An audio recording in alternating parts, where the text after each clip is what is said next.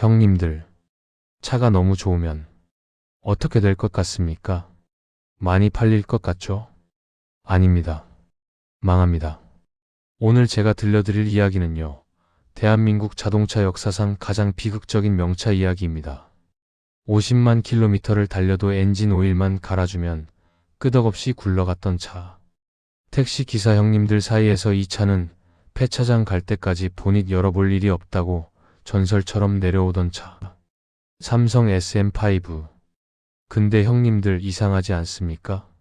이렇게 좋은 차를 만든 삼성이 왜 지금 자동차를 안 만들까요? 너무 잘 만들었기 때문입니다. 자, 이야기를 제대로 들으시려면요, 이건희라는 사람을 먼저 아셔야 합니다. 형님들, 삼성그룹 이건희 회장 아시죠? 반도체의 신화, 대한민국 재벌 1위. 근데 이 양반이요, 뼛속까지 자동차 덕후였습니다. 일반적인 덕후가 아니에요.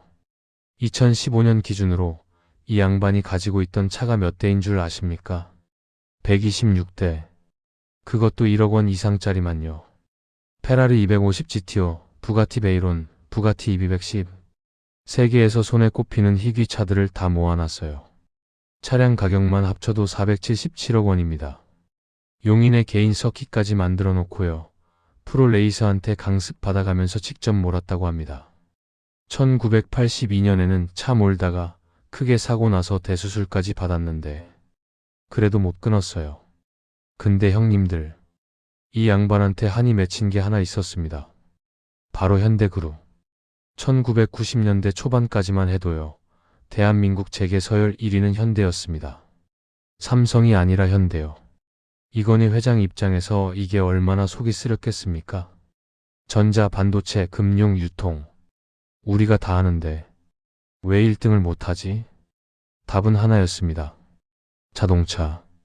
현대는 자동차로 매출을 쌓아 올리는데 삼성은 자동차가 없었던 겁니다. 그래서 결심합니다. 내가 직접 제대로 된 차를 만들어서 보여주겠다. 자, 근데 문제가 있었어요. 삼성은 자동차를 만들어 본 적이 없습니다. 기술이 없어요. 공장도 없고 노하우도 없고. 그래서 이건희 회장이 찾아간 곳이 바로 일본 닛산입니다. 형님들, 닛산 아시죠? 지금이야 르노 마이너스 닛산 연합이니 뭐니 하면서 좀 흔들리는 것 같지만요. 1990년대 닛산은 명실상부한 일본 자동차의 자존심이었습니다. 근데 마침 닛산도 돈이 급했어요. 버블 경제가 터지고 노조 분규에 시달리고 회사가 휘청휘청했거든요. 그래서 일어난 일. 닛산이 자기네 세피로라는 차의 설계도와 부품을 통째로 넘겼습니다. 세피로. 북미에서는 맥시마라는 이름으로 팔리던 차예요. 닛산의 베스트셀러 중형 세단. 여기에 들어가는 VQ 엔진이라는 게 있는데요. 형님들, 이 VQ 엔진이 어떤 엔진인 줄 아십니까? 미국의 자동차 전문 매체 워즈오토에서 매년 세계 10대 엔진을 선정하는데요. 이 VQ 엔진이 1995년부터 2008년까지 무려 14년 연속 10대 엔진에 선정됐습니다. 14년 연속이요. 전무후무한 기록입니다. 삼성이 이걸 통째로 받아온 겁니다. 사실상 껍데기만 바꾼 일본 명차가 한국에 상륙한 거예요.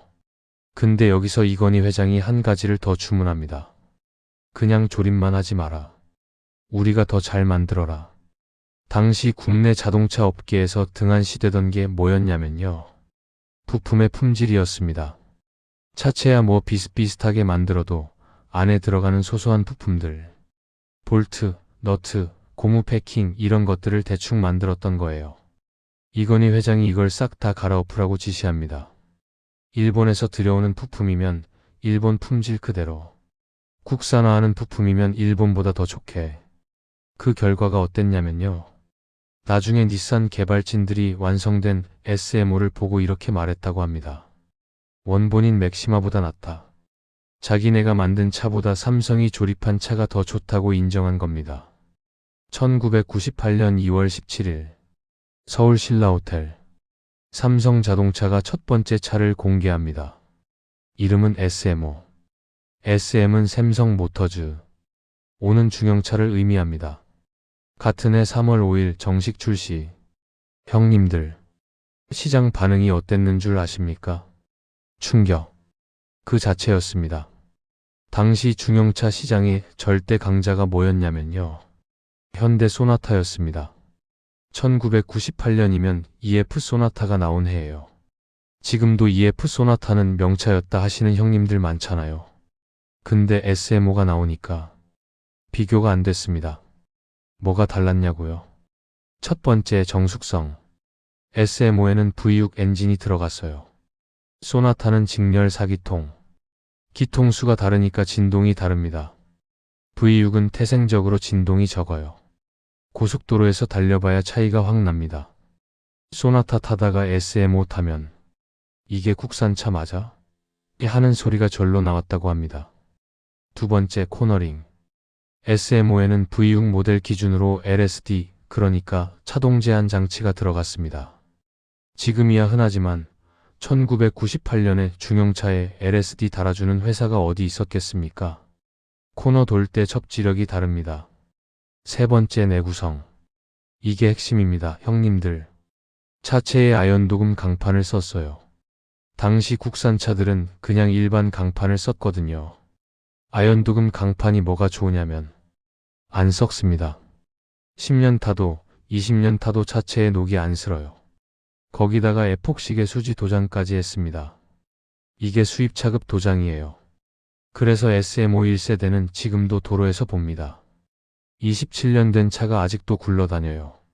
소나타는요? 같은 시기 소나타 찾아보세요. 거의 없습니다. 형님들 유명한 일화가 있어요. 문 닫는 소리.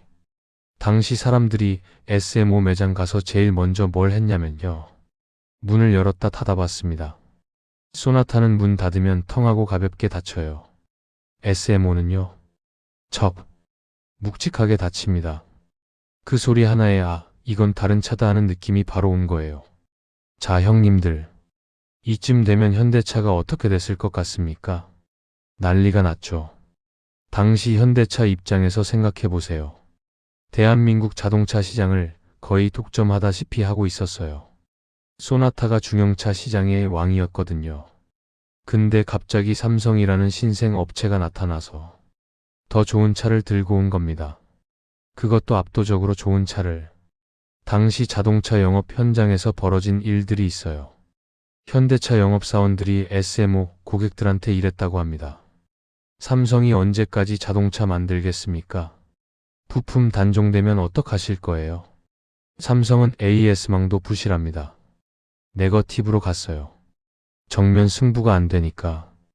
근데 웃긴 게 뭐냐면요. 현대차 영업사원들 본인도 몰래 SMO 사서 탔다는 얘기가 있습니다. 경쟁사 차가 좋으면 어쩔 수 없는 거죠, 뭐. 실제로 SMO가 얼마나 잘 팔렸냐면요. 출시 첫 해인 1998년 4만 대 이상 팔렸습니다. 신생 업체의 첫 차로서는 경이로운 수치예요. 그리고 2001년 르노 삼성으로 회사가 안정된 이후에는요. 판매량이 10배 폭발합니다. 2002년에는 10만 대를 돌파했고요. 누적 판매량 20만 대를 찍었습니다. 중형차 시장 판매 2위. 소나타 바로 뒤를 쫓아갔어요. 근데 형님들, 여기서 재밌는 사실 하나. 보통 중형차의 대배 기량 모델은 잘 안 팔립니다. 세금도 비싸고 연비도 안 좋고 2.0 타는 게 낫지 굳이 2.5 탈 이유가 없거든요. 근데 SMO의 2.5리터 모델 SM525B는요. 꽤 많이 팔렸습니다. 왜? VQ 엔진의 명성 때문이에요. 세계 10대 엔진을 2.5리터로 제대로 느껴보자. 이런 마음으로 지갑을 연 형님들이 많았던 겁니다. 같은 시기 소나타 2.5, 대우 매그너스, 기아 옵티마 리갈. 다 SM525B한테 밀렸어요. 자, 형님들. 여기까지만 들으면 삼성 SMO가 대박 났다는 이야기잖아요. 근데 현실은 정반대였습니다.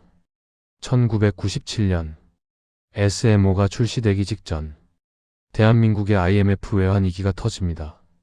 타이밍이 최악이었어요. 삼성은 자동차 공장 짓는 데만 4조 3천억 원을 투자했습니다. 부산 신호공단에 55만 평 부지를 확보하고 연간 50만 대 생산 체계를 갖추려고 했어요. 근데 차가 나오자마자 나라 경제가 박살이 난 겁니다. 사람들이 차를 안 사요. 살 돈이 없으니까. 아무리 SMO가 좋아도 호주머니가 비면 못 사는 겁니다. 그리고 1998년 12월 정부에서 말도 안 되는 소리를 합니다. 빅딜. 재벌들끼리 사업을 맞바꾸라는 거예요. 삼성 자동차를 대우전자랑 교환하라고. 삼성은 자동차 접고 전자에만 집중하라는 뜻이었죠. 이건희 회장 입장에서 이게 말이 됩니까? 10년을 준비해서 4조 원을 투자해서 만든 회사인데 그걸 대우전자랑 바꾸라고? 협상이 진행됐습니다. 근데 무산됐어요. 대우그룹 부채가 너무 심각해서 조건이 안 맞았거든요. 그래서 어떻게 됐냐? 1999년 6월 30일 삼성그룹에서 공식 발표가 나옵니다. 삼성자동차의 법정 관리를 신청합니다. 끝났습니다.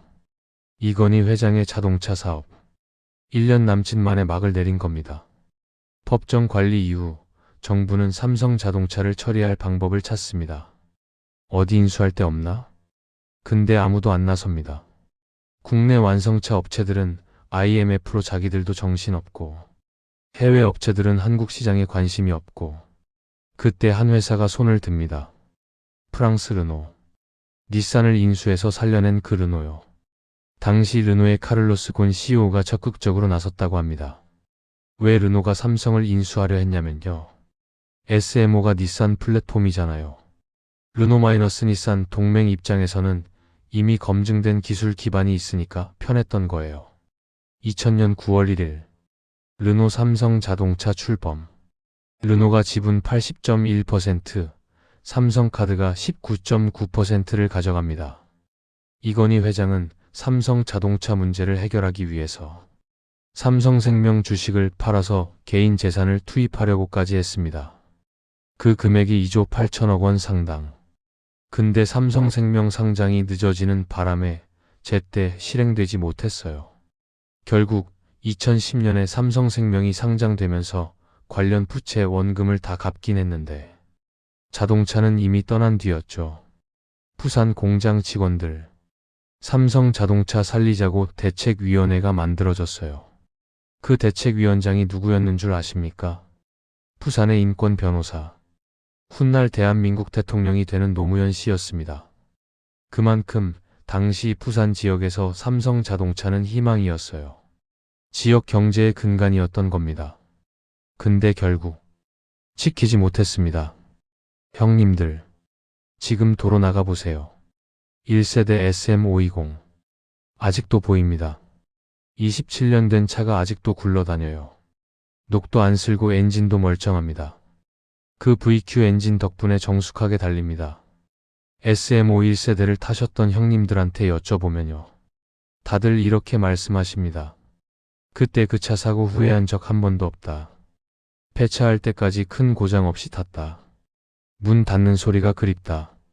차 한 대가 사람들 마음속에 이렇게 오래 남을 수 있다는 게 결국 삼성이 제대로 된 차를 만들었다는 증거 아니겠습니까? 형님들 가끔 생각합니다. 만약 그때 IMF가 안 터졌다면, 삼성이 자동차를 계속 만들었다면 지금 대한민국 자동차 시장은 어떻게 됐을까요? 현대, 기아만 있는 게 아니라 삼성 자동차가 경쟁하고 있었을까요? 아니면 삼성 특유의 품질 경쟁이 업계 전체 수준을 끌어올렸을까요? 알 수 없습니다. 역사의 가정은 없으니까요. 다만 확실한 건 삼성 SM5 1세대는 너무 완벽하게 만들려다가 시대를 잘못 타고 난 비운의 명차였다는 겁니다. 형님들, 오늘 영상 어떠셨습니까? 혹시 SM5 타셨던 분 계시면요. 댓글로 여러분의 SM5 이야기 좀 들려주세요. 나는 SM5로 몇만 킬로를 탔다. 이런 고장이 있었다 없었다. 다 궁금합니다. 구독과 좋아요 잊지 마시고요. 다음 영상에서 또 뵙겠습니다. 형님들, 오늘도 안전 운전하세요.